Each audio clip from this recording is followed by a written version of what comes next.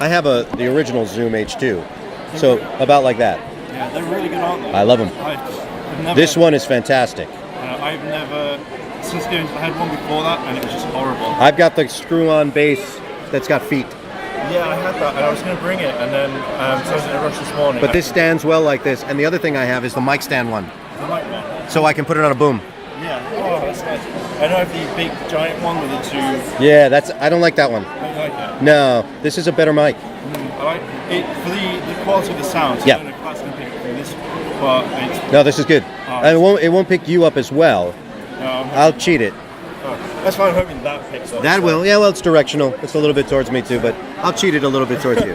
There we go. Alright, so you've played quite a lot of iconic characters. You've got James, and then you've got Brock, Seto Kiba, as well as Marco from Shaman King. I used to watch Shaman King quite a lot. Oh yeah, good. I absolutely loved it. Who has been your favourite to kind of voice over the years? I don't have one favorite, but there are bits and pieces of three of them that I really connect to. I always liked funny bad guys. The fact that James from Team Rocket has the comedy reminds me of a show called Wacky Racers back in the day, because I'm old. I used to root for Dick Dastardly and Muttley because I wanted the bad guys to win because they made me laugh. Yeah. So with Team Rocket, I enjoy the shtick. I enjoy the humor.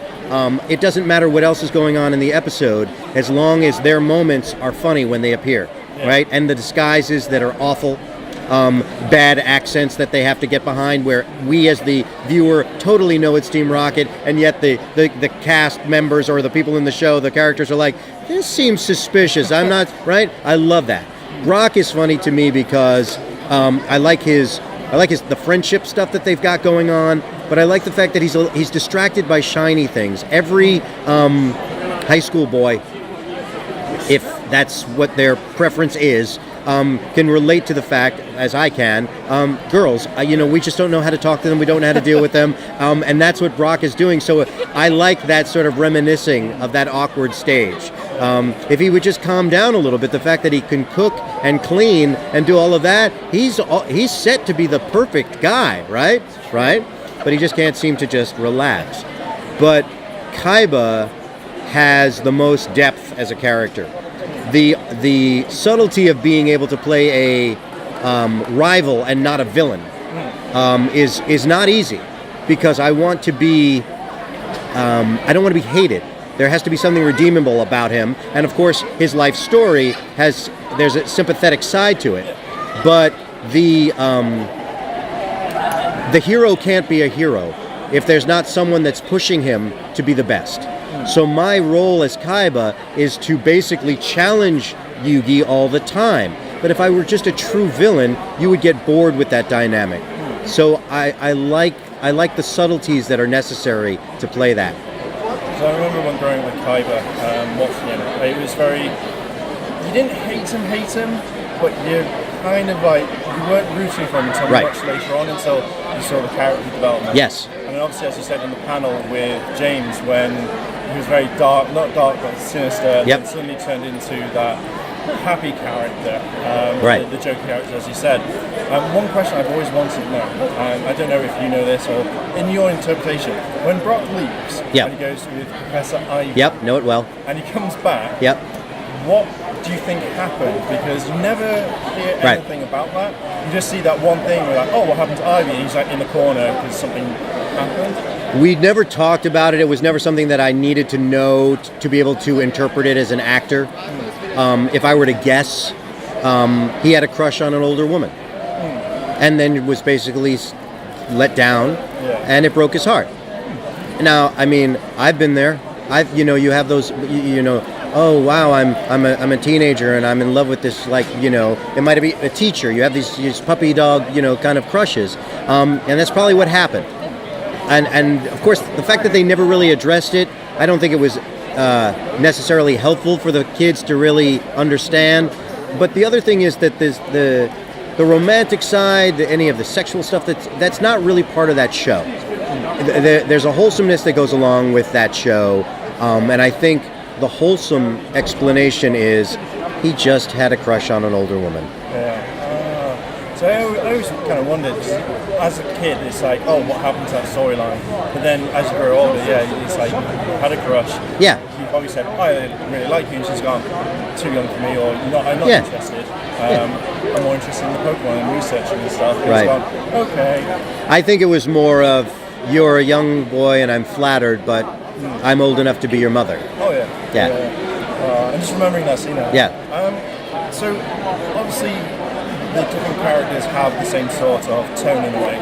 So when I watch Yu-Gi-Oh!, Kaiba's got the same sort of tone as Brock, but it's a little bit softer. How do you differentiate from them? So not making them sound the same, how do you change between them? Well, Kaiba's much lower register than Brock is. They both have a buzz in their sound. They're related in terms of their sound, but if you played them back to back, they're really not close in terms of their register. And their dynamic is different. Brock's much goofier than Kaiba would ever be. So that's really just an attitude change with a little bit of my register changing. But when you're doing something as drastic as like Kaiba to James or Brock to James, the fact that most kids didn't realize the same actor was playing those two main roles is because of the placement of the voice. Sometimes we're working on a show where they want you to play a second character or a guest character, and they have an idea of the sound that they want, and it might be very close to a character you're playing already in the show. So you really don't have a lot of say about that.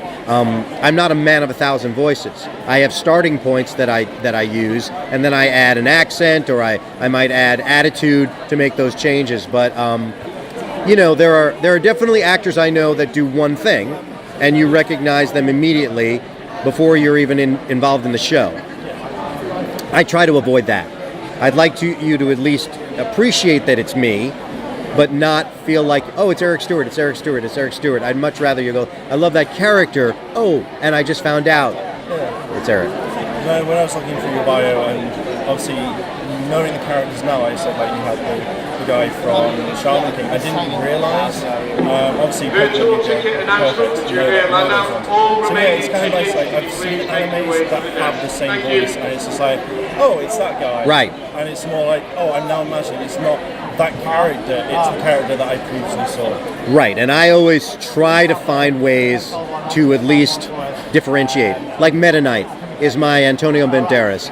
They wanted me to play that role as a very sort of Clint Eastwood cool voice, and I said, I'm doing Yu-Gi-Oh! Right now, and my cool Clint Eastwood thing would be Kaiba. So if I made him Antonio Banderas, it would be different but still cool. And they said, why would he be Spanish? And I said, why not? So those are the things so that at least I'm also helping differentiate. Right? So over the years, the same sort of characters, why do you think they've been so iconic to certain people? Like my friend who I asked to sign a card before, she loves Kaiba, right, but she's not a big fan of like some of the other characters. Right. But Kaiba is the one that stuck out. So with iconic characters such as James and all the others, what do you think has made them stand out? The key to all of these shows is that there needs to be at least one character that someone can relate to, right? It might be the quirky friend. It might be the awkward friend. It might be the hero. It might be the villain, of course, or the rival. The fact that Kaiba's in a situation where he uses his bravado, his ego, his sarcasm to basically protect himself and his brother from any vulnerability. What his storyline is very, it's dark, right? He's had it, and so he's a family man, right? He wants to protect his younger brother no matter what, but he wants this power because he doesn't want to show weakness. So someone might relate to that by saying, I've had a tough time. I build these walls because I fear being hurt. So you never know what those moments are. I know that Dan Green has had fans say, I didn't have a father figure, and the Pharaoh replaced that for me, and I felt, very meaningful, emotional moments with fans who have said stuff like that, and it's because there's something about those characters that someone can relate to. When you don't have that in a show, I don't care how cool the graphics are, how great the toys are, whatever, the show will fail. True. Yeah, I understand what you mean. there are characters that I've seen that I've gone, I actually relate to you, and I can actually feel behind that. Yeah. And then gone, you're actually my favourite character, or at least you're a character that I can really relate to. And you might not even be able to put your finger on why. It might not even be that conscious. A situation where you're saying, oh, I know why I like Kiba, or I know why I like James. But then as you get older, you say, oh, now it makes sense. But that's probably why your friend, maybe, it could be one of the reasons. But I also approach my roles when I, as an actor, are put in these situations. I don't duel. I don't, but I played sports. I was competitive. Or, my dad, left my mother when I was very young.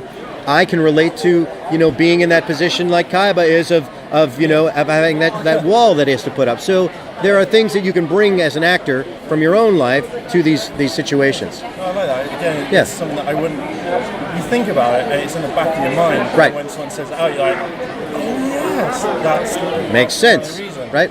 Yeah, I like that. Yeah. If you could voice any other character that you've not voiced before, Batman. Straight away, would you do it as the iconic, the animated series Batman? I wish I could do what Kevin Conroy did. I think he is the Batman. I like it. I'm the best voice for Batman. Absolutely great. Now, I can do my Christian Bale Batman with the speech impediment like this if I had to. And then in the second movie, they swear to me, right? Yes. I think what they did was they realized that Bruce Wayne had the same slushy lip that Batman had, and they needed to make it very different. And so they decided to make it completely that, which is kind of scary. No, but Batman, I was a huge Batman fan as a kid.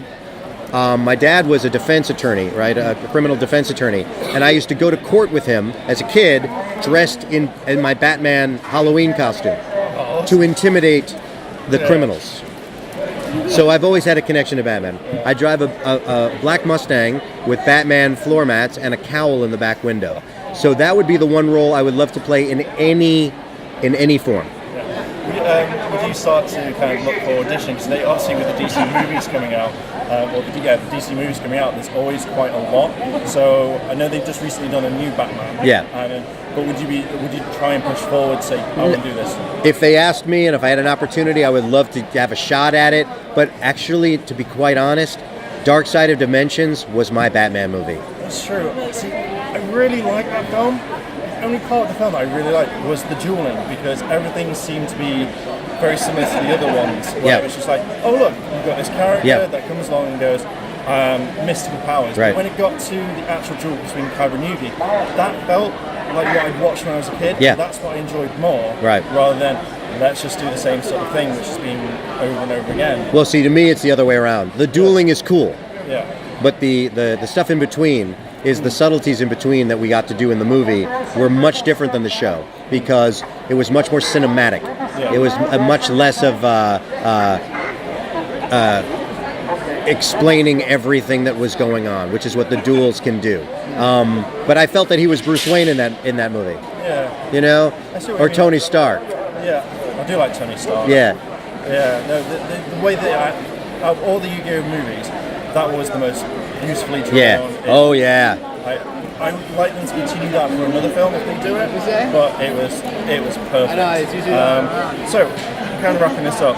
Yep. You're also a singer and songwriter, aren't you? So what sort of music? So when I was researching, I never saw any samples or anything. Oh, you go to my website, ericstuart.com. I got music on there and my video. I will definitely check out. So what sort of, so obviously now I don't know, but what is sort of style? It's very American rock and roll pop. I definitely have an influence from Springsteen and Petty, a little bit of Cat Stevens in there, so there's some folk elements in it, but it's pop rock stuff, guitar-driven American rock and roll. Yeah, that's right. I'm going to check it out. Yeah, definitely. So I'll put the link in the description. Yeah, you can find me on, even if you just want to listen on Spotify. I'm about to release my 8th album. Ooh, I might have a look. Yeah. And the last question is, apart from a dragon deck of Blue Eyes White Dragon, what sort of cards do you think Kiba would use? And also with James, if he didn't have coughing or any of his Pokemon, what Pokemon do you think would best suit him? My goodness. Well, I'd hate to say it, but I mean, Dark Magician would probably be a cool one for Kiba to use. Yeah. I mean, even though Kiba hates him, it still would be a good one, right? If he were going to steal anyone's, right? But I don't know. With James, I think James would get along with Squirtle. Really? Yeah. I think so, yeah. they kind of match. Yeah. There's that blueness to the hair and the thing, that would work. But that would be it. Yeah. Well, cool. Great. Thank you very much. Thank you. It's been a bit longer. Yep. Thanks. Thank you very much. Appreciate it. Cool.